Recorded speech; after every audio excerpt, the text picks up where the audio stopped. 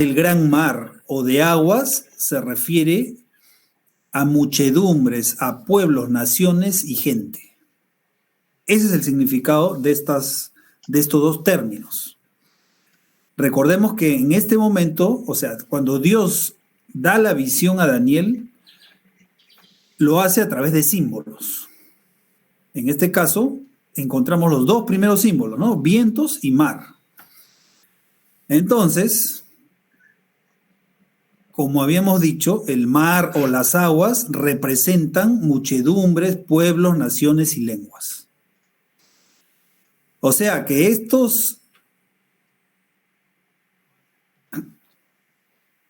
estas luchas que habían se daban en un lugar donde había mucha gente. ¿Qué más? ¿Qué pasaba? Que habían 4 bestias grandes, diferentes la una de la otra, que subían del mar. O sea, de las aguas, o sea, de la muchedumbre de gente, de naciones. Estas 4 bestias grandes surgieron de lugares donde había mucha gente. Entonces, la otra pregunta que nos podemos hacer es, ¿y qué significan bestias? La misma Biblia nos da la interpretación. En Daniel 7 dice, me hizo conocer la interpretación de las cosas. Estas 4 grandes bestias son 4 reyes. O sea, que cuando la Biblia habla de bestias, se está refiriendo a reyes y también se está refiriendo a reinos, porque los reyes reinan en un reino. Estas 4 grandes bestias son 4 reyes que se levantarán en la tierra. O sea que Dios le está explicando a Daniel que iban a haber 4 grandes reinos o 4 grandes imperios.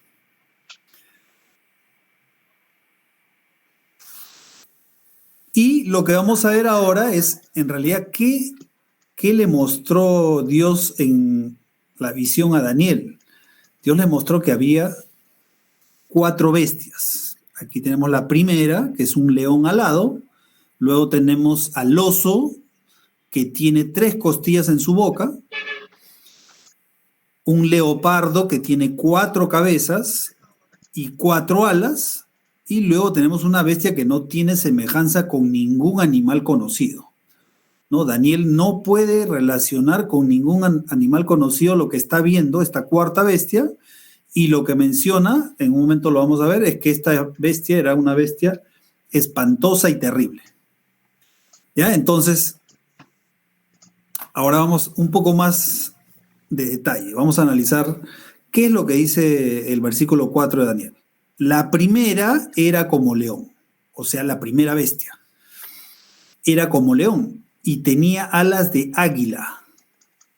Y la pregunta es, ¿y qué significa el león? ¿Y qué significan las alas de águila?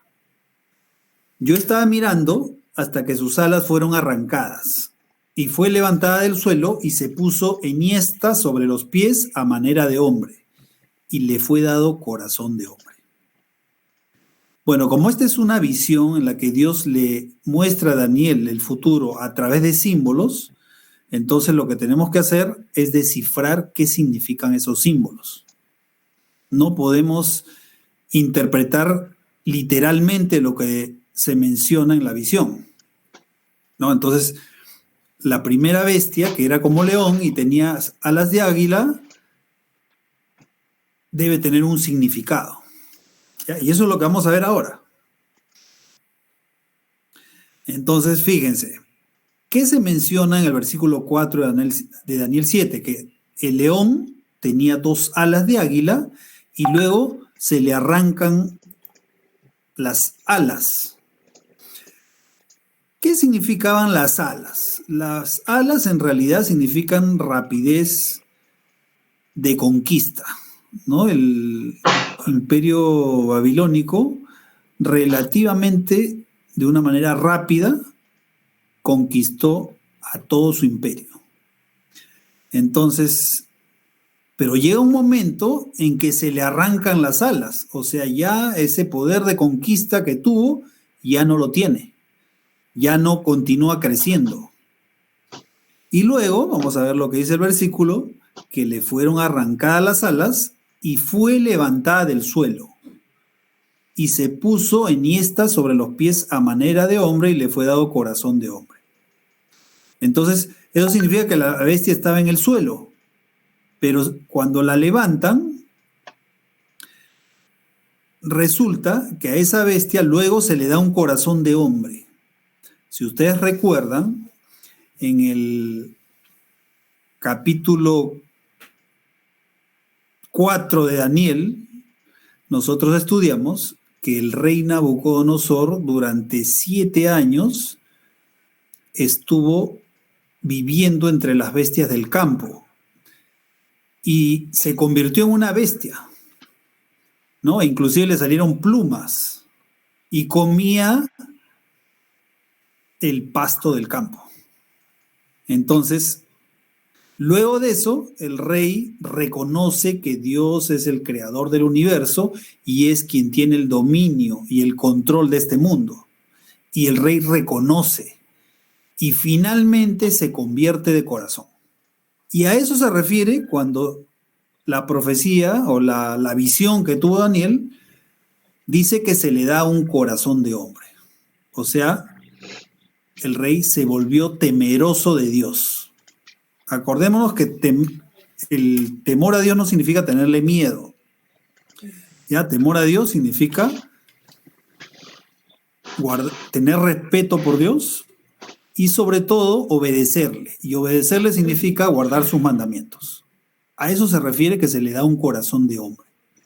Entonces, el rey Nabucodonosor se transforma, o mejor dicho, debido a que reconoce a Dios como el creador y como el que tiene el dominio sobre todo el universo, entonces Dios transforma su corazón. Entonces, ¿qué podemos aprender acá? Que en primer lugar nosotros tenemos que aceptar a Dios en nuestro corazón y Dios nos va a transformar. Mientras nosotros no aceptemos a Dios como el creador del universo, el que tiene el control del universo y que puede transformar nuestras vidas, pues Dios no nos va a obligar a transformarnos. Cuando lo aceptamos, Dios poco a poco nos va transformando. Entonces, eso es lo que ocurrió con el rey Nabucodonosor. Luego de esta primera bestia que Daniel había visto en visión, ve otra bestia, otra segunda bestia. Esta segunda bestia es semejante a un oso. Y esta bestia dice que la cual se alzaba de un costado más que del otro. Y la pregunta es, ¿y qué significará que se alce de un costado más que del otro? Y tenía en su boca 3 costillas entre los dientes. Y le fue dicho así, levántate, devora mucha carne. ¿Ya? Entonces, nuevamente si nosotros analizamos la historia y haciendo un paralelo, acuérdense que la visión que Dios le dio el sueño que le dio a Daniel en el capítulo 2, cuando le mostró la estatua, es similar a la visión que estamos analizando ahora. O sea, la cabeza representaba a Babilonia, la cabeza de oro. Los pechos y los brazos de plata representan a Medo-Persia. En este caso, el león representa a Babilonia y el oso representa a Medo-Persia. Que el oso esté de un lado más alto que del otro significa que uno de los reinos era más fuerte que el otro. O sea, era una alianza entre Media y Persia. Eran 2 reinos que originalmente Media había dominado a Persia, pero luego Persia creció más y fue el que obtuvo la supremacía. Era una alianza entre estos 2 reinos. Estos 2 reinos fueron los que conquistaron Babilonia. Pero Persia era más fuerte que Media. Eso significa que el oso se alzaba de un lado más que del otro. Y luego se menciona que tenía 3 costillas en su boca. ¿Qué significa eso? Significa, si nosotros también analizamos la historia nos dice que Medo-Persia, o sea, el oso, conquistó Lidia, Babilonia y Egipto. Y finalmente le fue dicho a la bestia, levántate, devora mucha carne. Entonces, ¿eso qué significó? Que iba a conquistar más territorio. Ese es el significado de esta parte de la visión que tuvo Daniel. Y luego hay una tercera bestia. Dice, después de esto miré y aquí otra, semejante a un leopardo, con 4 alas de ave en sus espaldas. Tenía también esta bestia 4 cabezas y le fue dado dominio. Entonces, ahora la pregunta es, ¿y qué significan las 4 alas de ave en sus espaldas? ¿Y qué significa que esta bestia tiene 4 cabezas y que le fue dado dominio? Bueno, esta bestia, que es la tercera, si nosotros hacemos una comparación con la estatua de Daniel 2, vemos que en Daniel 2 el tercer reino era representado por el vientre y los muslos de bronce y representaba a Grecia. En este caso, esta tercera bestia es semejante a un leopardo y tiene 4 alas de ave. ¿Esto qué significa? El leopardo es un animal veloz, pero adicionalmente el que tenga 4 alas significa que es un animal muy veloz. ¿Y eso en realidad qué significó? Significó que cuando Grecia, a través de Alejandro Magno, conquista el mundo, lo hizo con tal rapidez que en solamente 10 años Grecia había conquistado todo el mundo conocido de aquella época. En solo 10 años. Y luego dice que tenía también esta bestia 4 cabezas. ¿Qué pasó? Que al final de esos 10 años, Alejandro Magno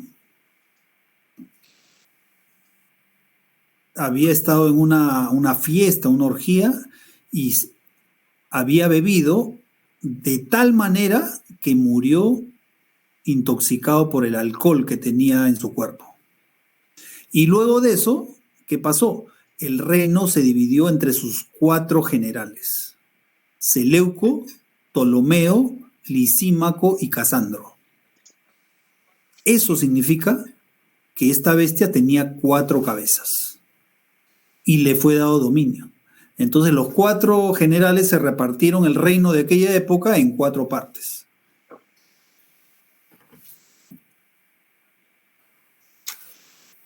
Y como les había dicho, la velocidad de conquista fue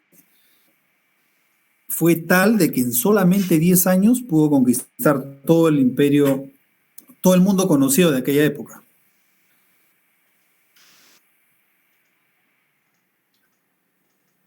Y también cuando se menciona que le fue dado dominio, se refiere a que tuvo el poder, el control y sobre todo que tenía un territorio mayor que los reinos anteriores. Aquí vemos la división del reino de Grecia. En primer lugar tenemos aquí Seleuco,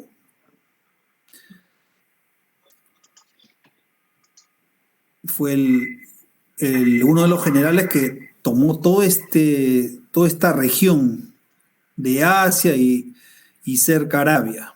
Luego Ptolomeo, toda la región de Egipto. Lisímaco y Casandro.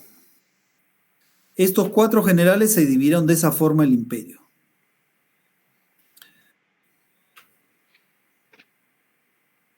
¿Y qué más? Resulta que en la visión que había tenido Daniel, había una cuarta bestia. Esa cuarta bestia resulta que era una bestia muy extraña, muy rara. No tenía comparación con ningún animal conocido. Entonces dice, miraba yo en las visiones de la noche y aquí la cuarta bestia, espantosa y terrible y en gran manera fuerte, la cual tenía unos dientes grandes de hierro. Si ustedes se acuerdan, en la estatua de Daniel 2, ¿qué reino era de hierro? Roma. Y aquí se menciona de que esta bestia tenía unos grandes dientes de hierro. Devoraba y desmenuzaba, y las sobras hollaba con sus pies. Y era muy diferente de todas las bestias que vi antes de ella, y tenía 10 cuernos. Entonces hasta aquí lo que estamos viendo es que primero aparece la bestia, espantosa y terrible, y luego se muestra que tenía 10 cuernos. O sea, hasta aquí estamos viendo que tiene 2 fases este reino. Primero, originalmente, la bestia y luego los cuernos. ¿Qué más?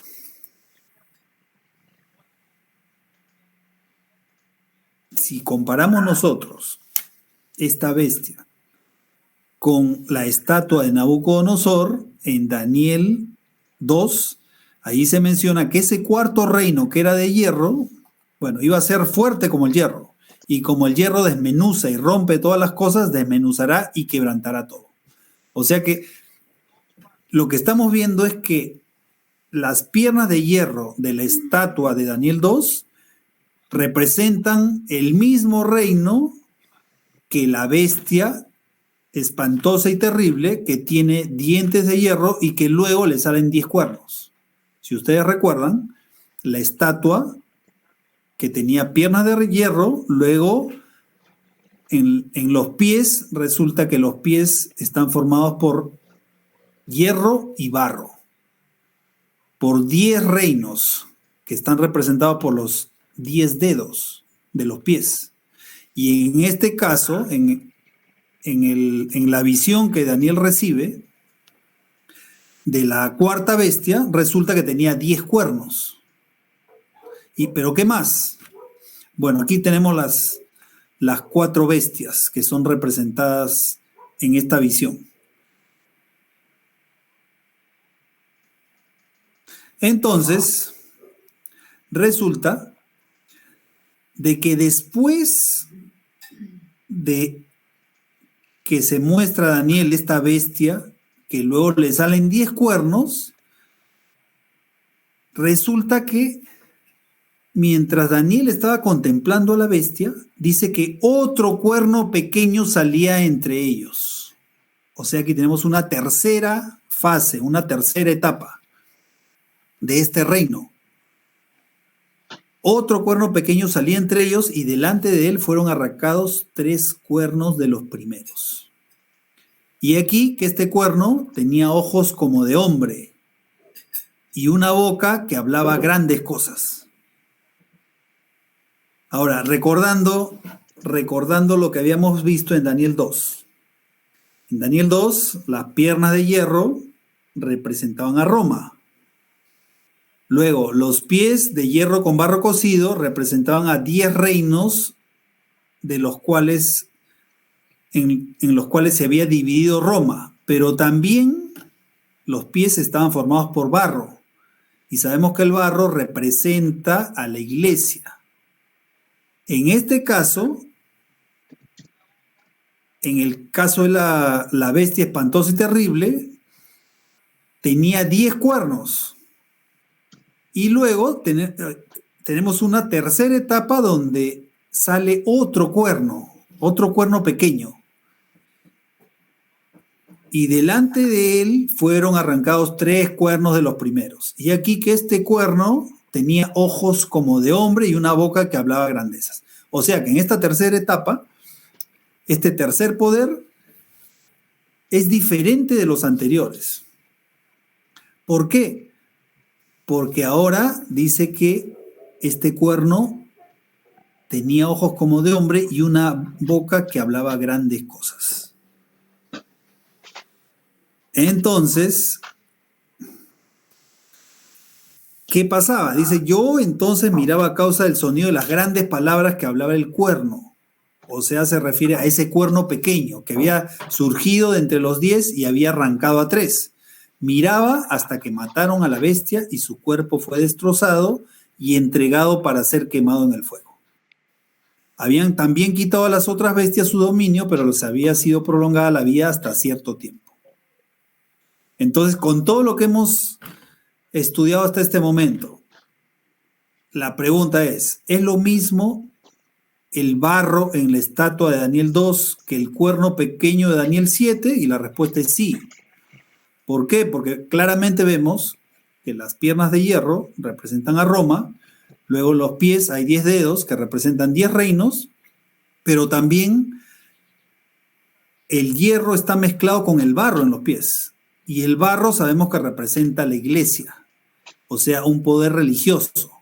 En este caso, la bestia es una primera etapa que representa a Roma, luego Roma se divide en 10 reinos, que está representado por los 10 cuernos, y luego sale un cuerno pequeño que tiene ya no solamente un comportamiento o una influencia política, sino sobre todo religiosa. Entonces, en realidad la visión de Daniel 2 es lo mismo que la visión en Daniel 7. La diferencia es que ahora en el capítulo 7 de Daniel se está dando un mayor énfasis, o sea, un mayor detalle. En Daniel 2, en forma general, se explicaba qué significaba cada cosa. Pero ahora, en Daniel 7, ya Dios le muestra a Daniel un mayor detalle de lo que significa cada bestia. Entonces, resumiendo, tenemos en la estatua, la cabeza de oro representa a Babilonia. Y en Daniel 7, el león con 2 alas representa a Babilonia. ¿Qué más? En Daniel 2, los pechos y los brazos de plata representan a Medo-Persia. Y en Daniel 7, el oso representa a Medo-Persia. Y las 3 costillas que tiene en su boca representan a Egipto, Lidia y Babilonia, que fueron conquistados por el oso, o sea, por Medo-Persia. ¿Qué más? En la estatua de Daniel 2 tenemos el vientre y los muslos de bronce, que representan a Grecia. En Daniel 7 tenemos un leopardo que tiene 4 cabezas y 4 alas, que también representa a Grecia. El detalle que se nos da aquí es mayor que en la visión de Daniel 2. Las 4 cabezas representan a los 4 generales a los cuales se les asignó una parte del reino. Y las 4 alas representan la velocidad de conquista que tuvo Grecia para conquistar el mundo de aquella época. Finalmente, tenemos las piernas de hierro, que representan a Roma, y tenemos la bestia espantosa y terrible, que también representa a Roma. Luego tenemos los pies, que tiene 10 dedos, que significan 10 reinos, y en la bestia tenemos que le salieron o le crecieron 10 cuernos, que también representan a 10 reinos. Y finalmente tenemos el barro, que representa un poder religioso, 28/2. y en la bestia espantosa y terrible tenemos el cuerno pequeño que sale de entre los 10 cuernos y arranca a 3. Aquí está, este es el cuerno pequeño. 56. Sí. Y dice, hablará palabras contra el Altísimo. A los santos del Altísimo quebrantará y tratará de cambiar los tiempos y la ley. Y serán entregados en sus manos en su mano por un tiempo, tiempos y medio tiempo. ¿Quiénes serán entregados en su mano por un tiempo, tiempos y medio tiempo? Pues los santos del Altísimo. O sea, que durante este tiempo, este poder religioso iba a perseguir a los santos del Altísimo. O sea, que si nosotros analizamos lo que se menciona en este versículo, vemos de que la iglesia, tenemos la iglesia que persigue y la iglesia perseguida. La iglesia perseguida son los santos del Altísimo. Y por otro lado tenemos este poder religioso o iglesia perseguidora. Entonces, el cuerno pequeño es la iglesia perseguida o la iglesia que persigue. Bueno, claramente notamos que el cuerno pequeño es quien iba a quebrantar a los santos del Altísimo. O sea, la iglesia perseguidora está representada por el cuerno pequeño, que va a perseguir a la iglesia de Dios, a la iglesia verdadera. Y bueno, luego tenemos aquí una expresión de tiempo, ¿no? Que se menciona como tiempo, tiempos y medio tiempo. Cuando la Biblia habla de tiempo o de tiempos, un tiempo es un año.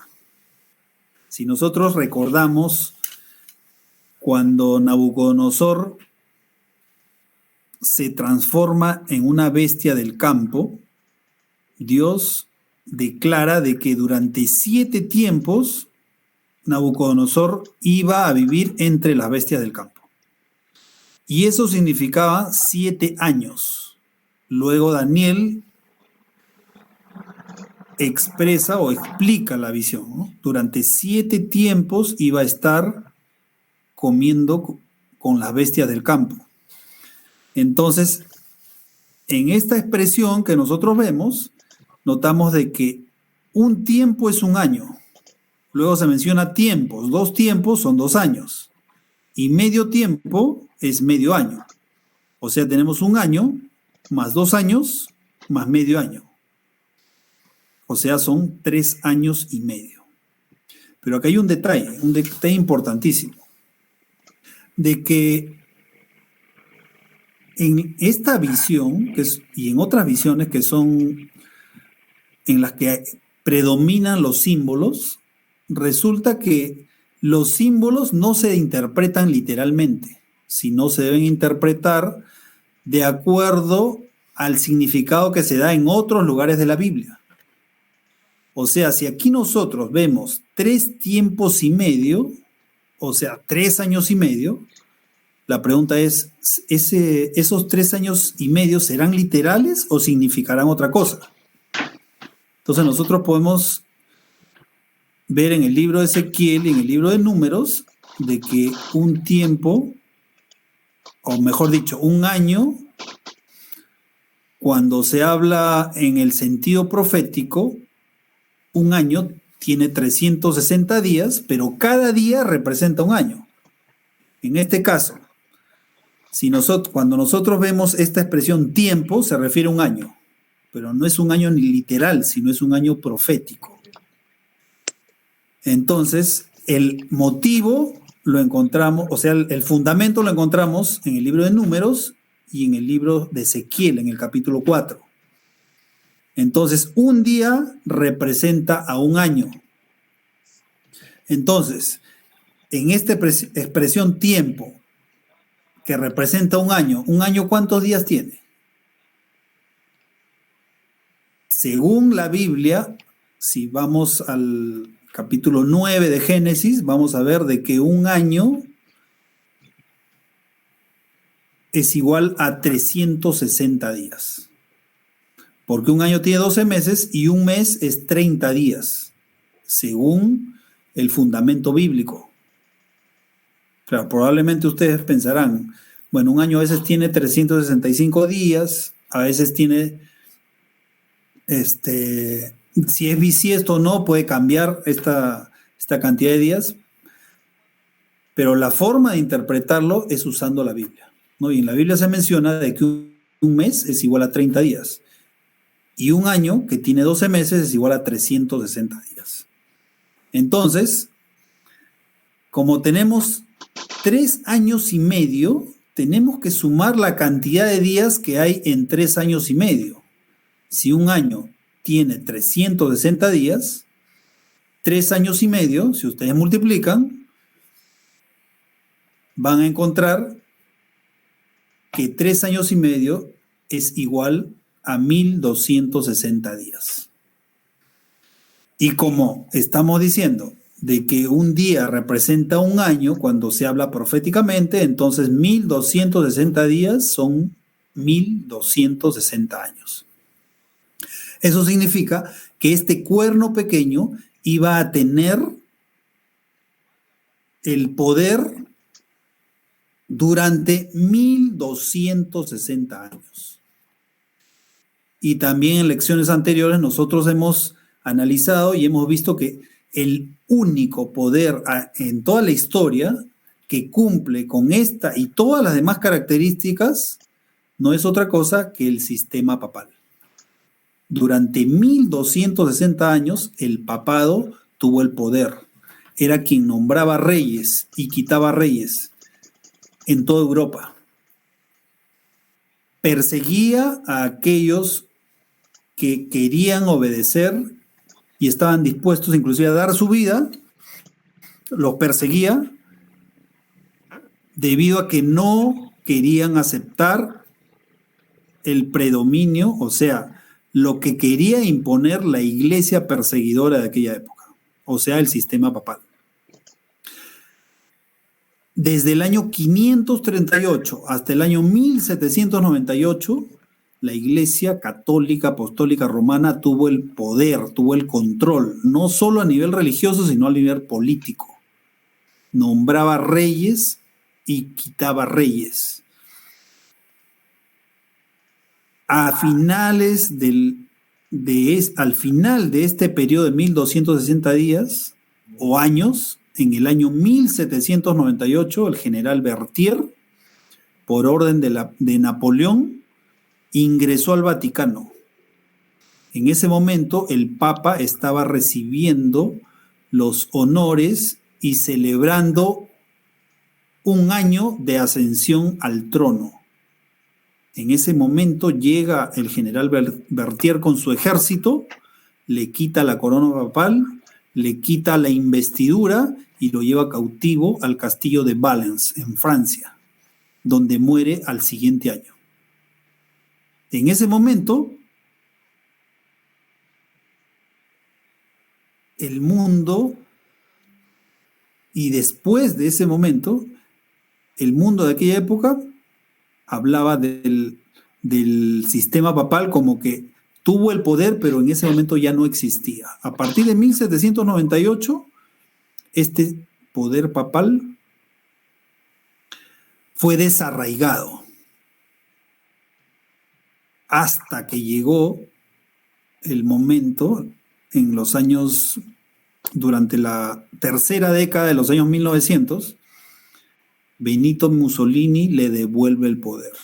Y la Biblia habla de que la herida mortal, que fue esta, la que le dio Napoleón, esa herida mortal iba a ser sanada.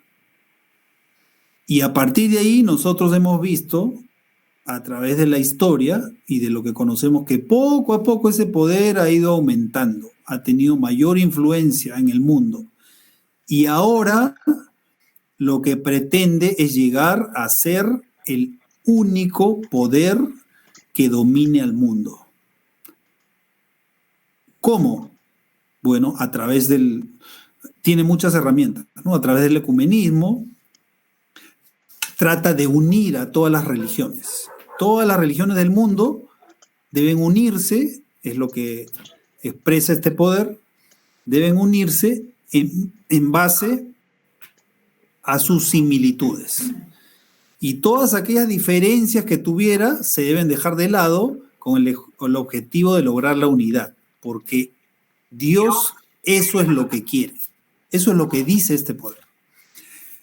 ¿Qué otra herramienta está usando? Bueno, está usando el, el cambio climático. Aduce de que todos debemos descansar en un día de la semana. ¿Para qué? Por el beneficio de nuestro planeta, por el beneficio de la familia. Y justamente hace un tiempo, este Papa emitió la encíclica Laudato Si. Laudato Si es una encíclica que habla acerca del medio ambiente. Pero en realidad el fondo, el objetivo final no es el medio ambiente, sino es lograr la unidad. La unidad a nivel mundial a través de un solo líder. Y adivinen quién es ese líder.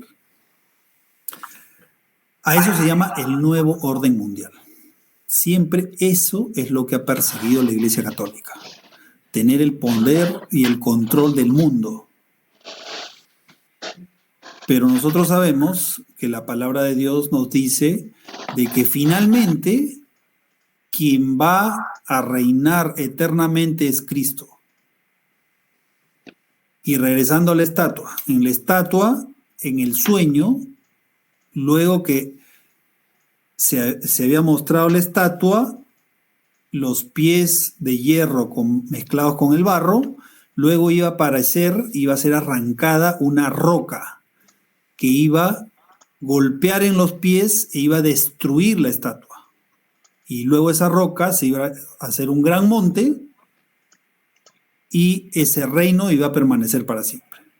O sea que la roca es Cristo, quien finalmente va a venir a este mundo a destruir el mal y va a reinar eternamente. ¿Qué más? Y aquí está justamente lo que acabamos de mencionar, ¿no? Vi una de sus cabezas como herida de muerte. Esto se refiere a la herida de muerte que le dio Napoleón. Pero su herida mortal fue sanada. O sea, aquí estamos viendo que en Apocalipsis, cuando hablamos de Apocalipsis, estamos viendo de que también este mismo poder recibe la herida mortal, se iba a recuperar y finalmente toda la tierra se iba a maravillar en pos de la bestia. Y eso lo podemos ver ahora. Todo el mundo tiene la idea de que el Papa es el Santo Padre y que es el que debe de unir al mundo. Esa es la idea que mucha gente tiene. Pero luego, ¿qué es lo que va a venir antes de que esta bestia sea destruida? Dice, adoraron al dragón que había dado autoridad a la bestia y adoraron a la bestia.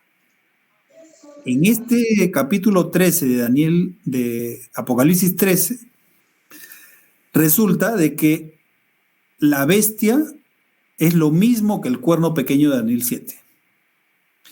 Y la gente dice, todo el mundo dice, ¿quién como la bestia?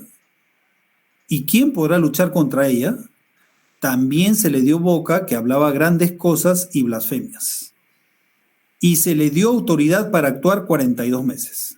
O sea que los 3 años y medio que se mencionan en Daniel 7, que son tiempos y medio tiempo, que son los 1260 días que habíamos calculado, resulta que es exactamente lo mismo que lo que se menciona acá. 3 años y medio son lo mismo que 42 meses. A este poder se le dio una boca que hablaba grandes cosas y blasfemias. Y se le dio autoridad para actuar 42 meses. Y ya nosotros sabemos que la blasfemia no es, pues, hablar mal en contra de Dios o no creer que Dios existe, sino la blasfemia es arrogarse el poder de ser igual a Dios. Eso es blasfemia. Y este poder lo que dice es que es el vicario de Cristo, es el representante de Dios en la tierra. Nosotros sabemos que cuando Cristo se fue al cielo dijo, yo me voy, pero voy a mandar a un consolador. Se refería al Espíritu Santo, porque Cristo ascendía al cielo y en su lugar iba a enviar al Espíritu Santo, quien iba a ser su representante. Pero este poder se arroga el atributo de ser el representante de Dios y el sustituto de Cristo en la tierra. Eso es blasfemia, porque se hace igual a Dios. Quien sustituyó a Cristo en esta tierra fue y es el Espíritu Santo, que es Dios. La blasfemia, como sabemos, es el hacerse igual a Dios. Es el decir, yo puedo perdonar pecados. ¿Quién puede perdonar pecados si no solo Dios? Eso es blasfemia. Pero finalmente, ¿qué es lo que va a pasar? En la estatua de Daniel 2 cayó la roca que representa a Cristo. Y aquí dice, miraba yo en la visión de la noche, y he aquí con las nubes del cielo venía uno como un hijo de hombre, que vino hasta el anciano de días. Aquí el anciano de días, cuando la Biblia habla del anciano de días, o el anciano de gran edad, se refiere a Dios el Padre. Dice, le hicieron acercarse delante de él, y le fue dado dominio, gloria y reino, para que todos los pueblos, naciones y lenguas le sirvieran. Su dominio es eterno, que nunca pasará, y su reino uno, que no será destruido. Entonces, finalmente, quien va a tener el dominio en este mundo es Cristo. No un poder terrenal que quiere unificar al mundo. No un poder terrenal que quiere implantar o imponer un nuevo orden mundial. Quien finalmente va a tener el dominio, gloria y reino es Cristo Jesús. Y ese es el llamado que nosotros tenemos hoy para poder acercarnos a Él, poder aceptar en nuestro corazón y permitir que Dios nos vaya transformando día a día, de tal forma de que cuando Él venga, nosotros estemos listos. Todas las señales indican que la segunda venida de Cristo no está cerca, sino es inminente. No, porque la Biblia habla de que la venida de Cristo está cerca, que Cristo viene pronto. Pero acordemos que la Biblia se escribió hace 2000 años. Más o menos se terminó de escribir alrededor de la última década del primer siglo. Ya han pasado casi 2000 años desde que se terminó de escribir Apocalipsis. Apocalipsis fue escrito en la isla de Patmos por el apóstol Juan. Y si la Biblia hablaba de que Cristo iba a venir pronto, ahora su venida ya es inminente. Falta muy poco. La Biblia no dice, Dios nunca dejó dicho en qué fecha, pero nos dio las señales. Las señales de que Él iba a venir pronto. Y ahora los invito a que cada uno pueda tomar su decisión. El próximo sábado estaremos estudiando acerca de cuáles son esas señales. ¿Qué señales dejó Dios, aparte de todas las que ya hemos visto? ¿Qué señales son las que Dios ha dejado para nosotros para que podamos darnos cuenta de que ya la venida de Cristo es inminente? Bueno, mi deseo es que todos podamos prepararnos, podamos alistarnos, y que Dios nos bendiga, nos ayude a nosotros, a nuestras familias, a nuestros hijos, para que podamos estar preparados para su venida. Que Dios los bendiga, que Dios nos bendiga a todos y que tengan un feliz sábado.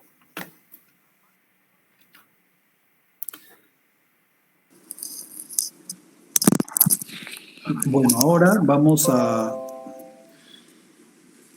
entonar el himno 15, Loamos Te, oh Dios. Y finalmente va a tener la oración Ronnie. Ni bien termine el himno, Ronnie, activa tu micrófono para poder tener la oración. Ya en este momento vamos a apagar nuestros micrófonos para que no haya interferencia y vamos a entonar el himno número 15, Loamos Te, oh Dios.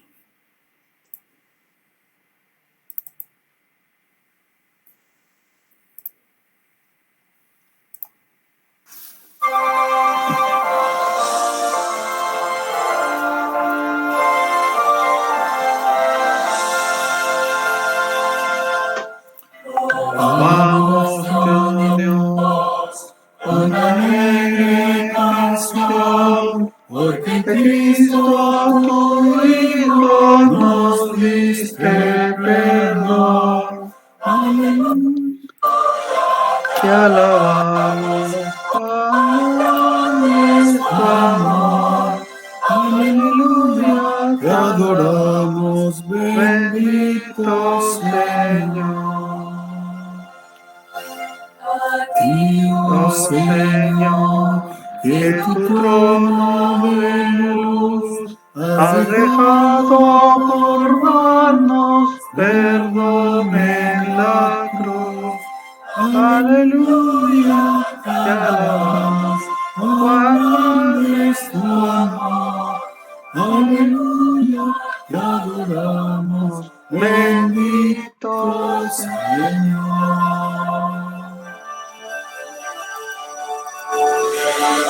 Oh Dios, Santo Consolador, que nos llenas de gozo y santo valor. Aleluya, te alabamos, cuán grande es tu amor. Aleluya, te adoramos, bendito Señor.